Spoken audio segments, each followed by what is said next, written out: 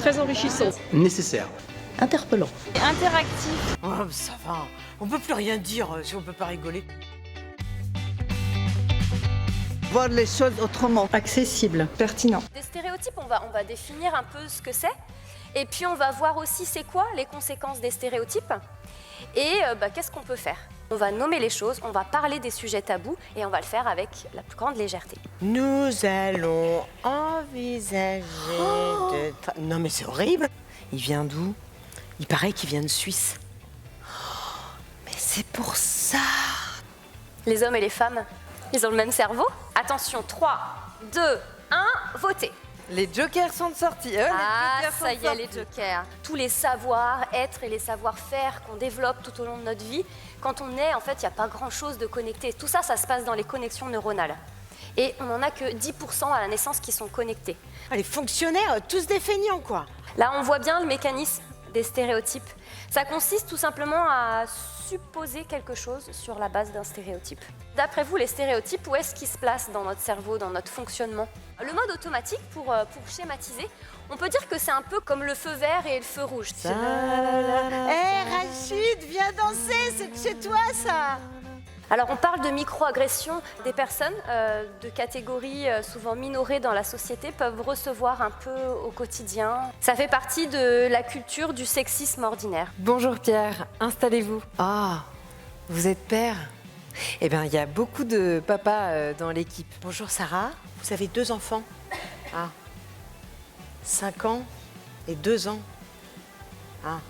Le sexisme ordinaire, c'est ni plus ni moins que la banalisation des discriminations basées sur le genre. 35% des salariés qui déclarent avoir déjà été victimes de harcèlement au travail. Ça veut dire que potentiellement, si là, il y a plus ou moins 100 personnes, il y a peut-être 35 personnes parmi vous qui sont concernées. Excuse-moi, 2 minutes, je te reprends dans 2 minutes. Oui.